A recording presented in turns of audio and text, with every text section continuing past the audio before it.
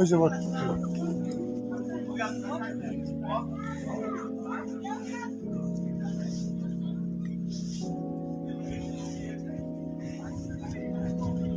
সামনের ভিউগুলো দেখেন, জাস্ট পাহাড় থেকে নিচের দৃশ্যগুলো।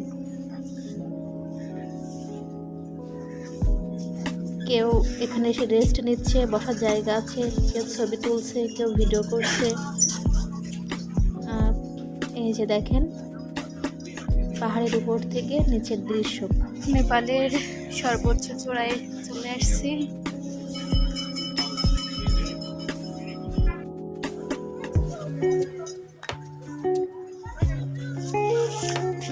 প্রচুর রৌদ্র ছিল, আমি জাস্ট তাকাতেই করতেছিলাম না উপরের দিকে, এত রৌদ্র ছিল।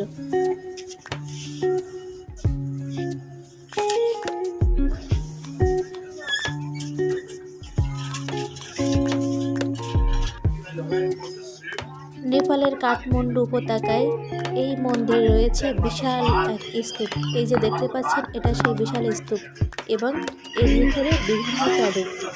আসুন দেখে নিই প্যাডুগুলো। আর আছে মূর্তি এবং মন্দির।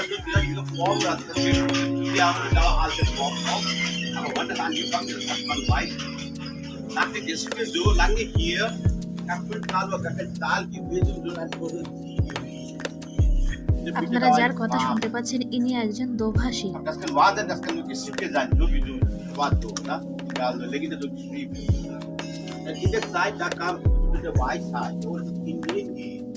Hier kommt aus dort und in Indien geht, aber Indien also habe ich schon gesagt, was Indien bedeutet. Ne? Dann also, wenn ihr also da unterwegs schöne Blumen gesehen, dann hatte ich gedacht, das ist gar kein Plan. Normale Blumen, sondern eine besondere Blume. Dann hat gedacht, ich muss mal diese ausschicken. Also hier muss es gut passen. Aber das gebaut, das kostet eine Menge Geld zu sein. Ne? উনি একজন Italian দোভাষী। এখানে শুধু মন্দিরের ঘন্টা শুনতে পাবেন।